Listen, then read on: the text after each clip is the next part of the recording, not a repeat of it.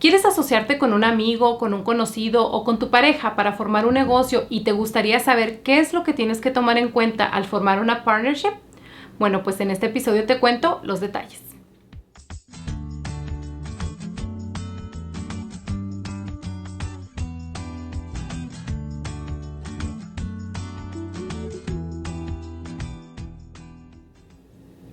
Hola y bienvenidos a este episodio de Y tú también puedes. Les saluda su amiga Miriam Janet. En la actualidad existen miles de personas que han logrado tener éxito al formar una asociación o una partnership. Ahora, esto no debería de sorprendernos, ya que cuando se forma una asociación podemos decir que se unen los talentos de dos personas o más para poder establecer un negocio lucrativo. Sin embargo, lamentablemente hay muchas asociaciones o muchas partnerships que terminan fracasando no por el hecho de que no puedan establecer o formar un negocio lucrativo, sino por los desacuerdos que existen entre los socios de esta partnership. Ahora, antes de hablar acerca de los diferentes tipos de partnerships o asociaciones que existen, es importante que nosotros entendamos la diferencia entre lo que es un socio activo y lo que es un socio limitado o un limited partner. Ahora, ¿cuál es la diferencia?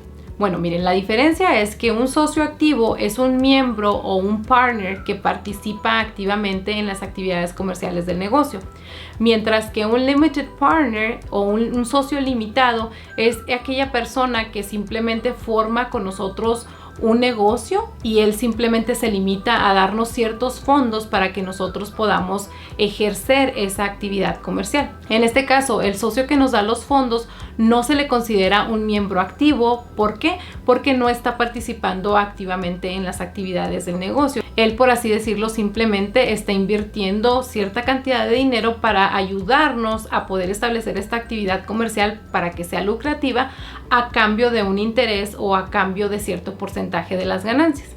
Este tipo de socios se le conoce limited partners y las ganancias que ellos generen solamente están sujetas a income taxes o a impuestos sobre las ganancias, mientras que las ganancias de un miembro activo o un active partner sí estarán sujetas a lo que tiene que ver con los income taxes y los self-employment taxes o impuestos de empleador. Ahora, en el caso de las compañías o las asociaciones que se van a dedicar a lo que viene siendo la renta de bienes raíces o rentar casas o rentar edificios comerciales, etcétera, en este caso, ese tipo de ingreso se le considera un ingreso pasivo y esos ingresos solamente están sujetos a income taxes, pero eso será materia para explicarlo en otro episodio. En este episodio solamente nos vamos a concentrar en hablar acerca de los diferentes tipos de asociaciones que existen, cómo son taxados y qué es lo que tenemos que tomar en cuenta cuando nos vamos a asociar con una persona para formar un negocio. Ahora, hablemos acerca de los diferentes tipos de partnership que existen. Bueno, digamos que las tres asociaciones más conocidas son una General Partnership o una asociación general, una Limited Partnership o una asociación limitada y lo que viene siendo una compañía de responsabilidad limitada con miembros múltiples o una Multi-Member LLC o una LLC con varios miembros. Ahora, ¿cuál es la diferencia de estas tres? Bueno, hablemos primero acerca de lo que es una General Partnership. Básicamente, en el caso de una asociación general, en la mayoría de los estados ni siquiera tenemos que registrarnos. Simplemente empezamos las actividades comerciales y al final del año declaramos nuestros impuestos en lo que viene siendo la forma 1065, que es la forma que el IRS ha establecido para poder gravar en los impuestos o para poder taxar a las asociaciones o a las partnerships. Ahora, el otro tipo de asociación que existe viene siendo lo que es un Limited Partnership. Básicamente, un Limited Partnership es una asociación que está formada por un miembro activo, alguien que participa activamente en las actividades comerciales del negocio, y un socio pasivo o un socio limitado o un Limited Partner, que es ese socio que nos da o invierte, ¿verdad?, ciertos fondos o cierto capital para ayudarnos a poder establecer ese negocio lucrativo a cambio de cierto porcentaje de las ganancias. Entonces, para que exista una Limited Partnership, tiene que haber un socio general, un miembro activo y por lo menos un partner o un socio que sea limitado. Es decir, que él solamente nos da ciertos fondos y él no participa activamente en las actividades del negocio. Al final del año se llena exactamente la misma forma de los impuestos, que es la forma 1065, Y como lo comenté anteriormente, en el caso del miembro activo, las ganancias que él gane en esta asociación van a estar sujetas a lo que viene siendo los income taxes o los impuestos sobre las ganancias, y él también tiene que pagar la parte correspondiente en lo que tiene que ver con los self-employment taxes o los impuestos de empleador.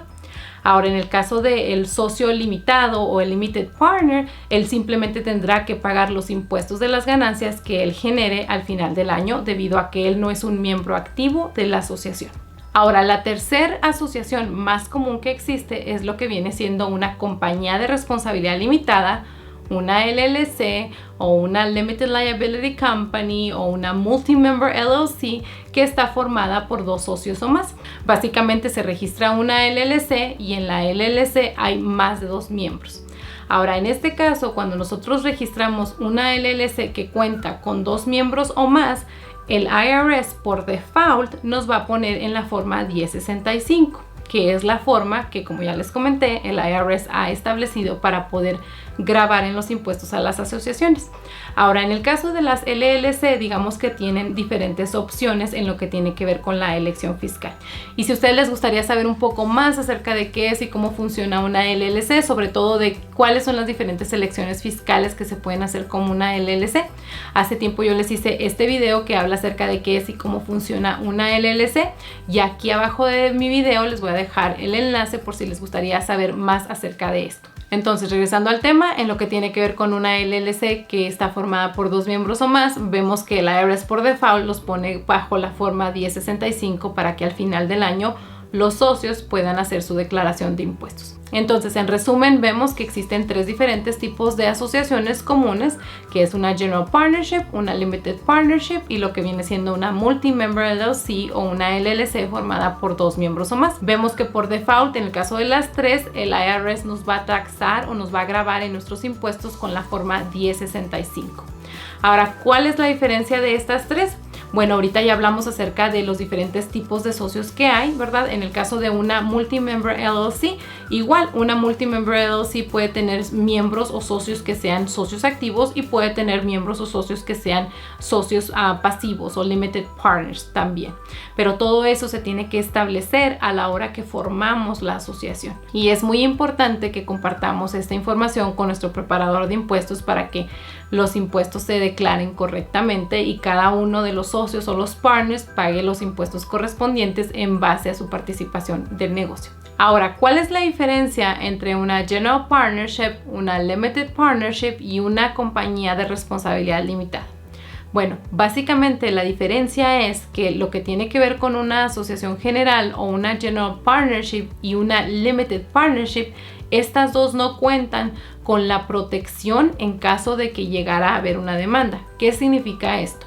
Bueno, significa que como ellos son participantes de un negocio y no están separando lo que viene siendo su propiedad personal de las actividades comerciales, en el caso de una demanda, todo lo que ellos tienen, su casa, sus carros, su dinero personal, etcétera, podría verse bajo riesgo si no se cuenta con las aseguranzas correspondientes para pagar los daños causados. Ahora, en el caso de la compañía de responsabilidad limitada o la LLC que tiene 2 miembros o más, ellos sí cuentan con esta protección en caso de una demanda.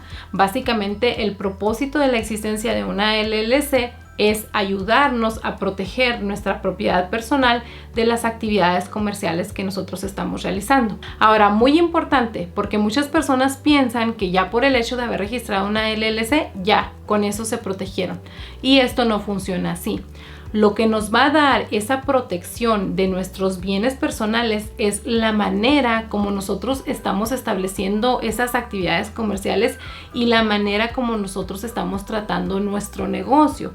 No es nada más el hecho de registrarnos como una LLC. Por eso es importante que nosotros nos familiaricemos en cuanto a cómo debe funcionar legalmente una LLC y cómo tenemos nosotros que comportarnos como miembros para que podamos proteger nuestra propiedad personal. Entonces, en resumen, vemos que en el caso de los diferentes tipos de asociaciones, la única que nos ayuda a proteger nuestra propiedad personal es lo que tiene que ver con una LLC, es decir, una compañía de responsabilidad limitada que formemos 2 personas o más. Ahora, en lo que tiene que ver con los impuestos que tiene que pagar cada uno de los socios, esto va a ser determinado en base, número 1, al porcentaje de propiedad, es decir, cómo nos dividimos los porcentajes, si vamos a ser dueños mitad y mitad, o si somos 3 socios y vamos a hacer 33.33% cada quien, o cómo es que nos vamos a dividir esos porcentajes. Y número 2, el tipo de participación que vamos a tener. Ya hablamos ahorita acerca de lo que viene siendo un limited partner, ¿verdad? Entonces, en base a ese porcentaje y en base a nuestra participación es donde se va a determinar cuánto será lo que nosotros tendremos que pagar al final del año. Obviamente esto va a depender también de las ganancias que se estén generando. Entonces, por poner un ejemplo, 2 personas que van a poner una compañía de jardinería y ellos deciden dividirse los porcentajes en partes iguales, es decir, que uno es dueño del 50% y otro es dueño del 50% y los dos van a participar activamente. Bueno, al final del año, básicamente las ganancias netas se dividen en 2 partes y cada uno de ellos al final del año tendrá que pagar lo que vienen siendo los income taxes y los self-employments en respecto a ese 50% de ganancias que ellos recibieron. Ahora, otro escenario. 3 personas deciden poner un negocio de construcción. 2 de esas 3 personas van a participar activamente en el negocio y la tercera persona simplemente va a poner cierto capital para poder establecer esa actividad lucrativa. Tal vez se decida que en el caso de los miembros activos, cada uno de ellos va a ser miembro del 40% y en el caso del socio que solamente va a poner cierto capital, él simplemente quiere el 20% de las ganancias. Entonces, 40% de un socio, 40% del otro socio, 20% del que va a ser el socio limitado o el limited partner, forma lo que viene siendo el 100% de propiedad en lo que tiene que ver con una compañía. Entonces, al final del año, ¿verdad? Cada uno de los socios tendrá que pagar los impuestos en base a ese porcentaje de propiedad que ellos tienen de esas ganancias que se generaron. Ahora, fiscalmente, ¿cómo funciona esto? Bueno, al final del año se hacen los impuestos de la partnership o la asociación bajo la forma 1065 y a esta forma 1065, por así decirlo, le nacen o salen ciertos hijos que vienen siendo las formas K1. Entonces, dependiendo del número de socios que existan, será el número de formas K1 que se van a hacer o que se van a efectuar, ¿verdad? Una asociación o una partnership que tiene 2 socios, bueno, pues ahí en ese caso se van a hacer 2 K1, una para cada uno de los socios y en esa K1 respectivamente enseñará el porcentaje de propiedad que cada uno de los socios tiene en base a las ganancias que se generaron en ese negocio. Ahora, muchas personas cuando establecen lo que viene siendo la asociación o la partnership, también establecen cuánto es lo que cada uno de ellos van a recibir como compensación cada semana o quincenalmente o mensualmente. Ahora, muchas personas le llaman a esta compensación su sueldo o su pago o su nómina. Sin embargo, esto no es correcto, ya que fiscalmente este tipo de pago se le conoce como pagos garantizados, que en líneas generales básicamente no es más que una repartición de ganancias.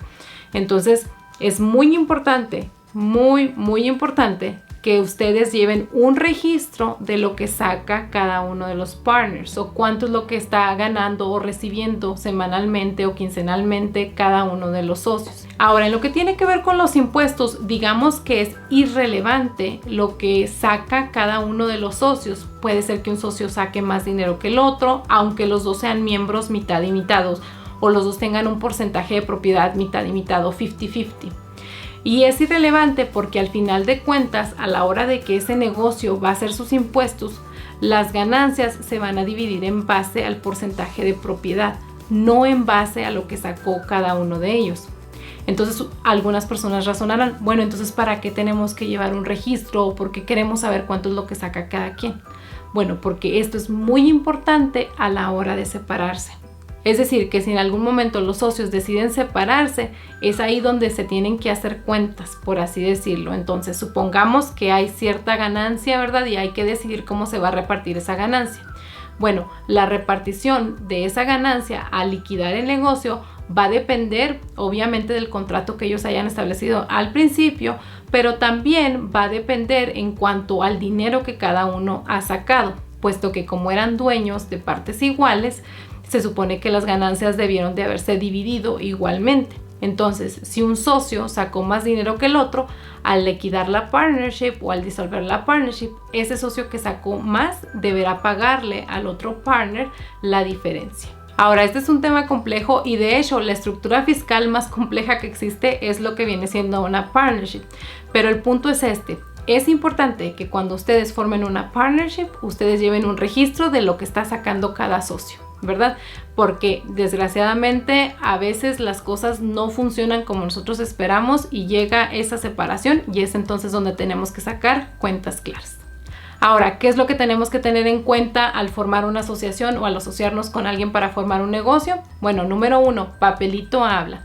Ahorita que ustedes están pensando o ustedes van a empezar con ese negocio, es importante que sienten las bases y que pongan por escrito lo que se espera de cada uno de ustedes. Algo que es muy importante que nosotros siempre tengamos claro es que no todos somos iguales. Es decir, que aunque los dos estemos bien entusiasmados y bien comprometidos a poder sacar adelante ese negocio, los dos no vamos a poder tener el mismo rendimiento, los dos no vamos a poder tener las mismas capacidades y los dos no vamos a trabajar igual. Entonces es importante que nuestras expectativas respecto a nuestro socio o a nuestro partner sean realistas. El punto de formar una partnership es juntar tus dones con los míos para que podamos establecer un negocio lucrativo y hacerlo funcionar. Entonces es importante que las expectativas sean realistas desde el principio y que las responsabilidades se establezcan desde el principio. Otra cosa que es importante que ustedes establezcan es en lo que tiene que ver con el capital. ¿Qué va a pasar si el negocio llega a descapitalizarse o si no hay suficientes fondos? ¿Cuáles van a ser las decisiones que van a tomar? Pudiera ser que un partner quiera acceder y agarrar un préstamo, pero el otro socio no esté de acuerdo con endeudarse. Entonces todo eso es muy importante que ustedes lo establezcan desde el principio. Otra cosa muy importante es en lo que tiene que ver con la admisión de más socios, es decir, si queremos meter más personas al negocio, cuáles son las reglas o si sí se va a poder, ¿verdad? Hay que hablarlo desde el principio. Y también otra cosa que es muy importante y es un tema delicado es que hablemos acerca de nuestro porcentaje de propiedad si llegáramos nosotros a fallecer. Lamentablemente ahorita estamos en una pandemia y ninguno de nosotros tiene la vida garantizada. Entonces, aunque es un tema difícil, es importante que lo pongamos por escrito para proteger nuestro patrimonio y proteger a nuestra familia en caso de que algo así llegara a suceder. Y bueno amigos, esta es la información que quería compartir con ustedes el día de hoy. Espero que este video les haya sido útil. Si es así, ayúdenme a compartir, regálenme un like y no se olviden suscribirse a mi canal y activar la campanita si les gustaría recibir recursos e información acerca de cómo pueden establecer, hacer crecer y tener éxito en su propia compañía dentro de los Estados Unidos. Muchas gracias por acompañarme una vez más a este programa y tú también puedes.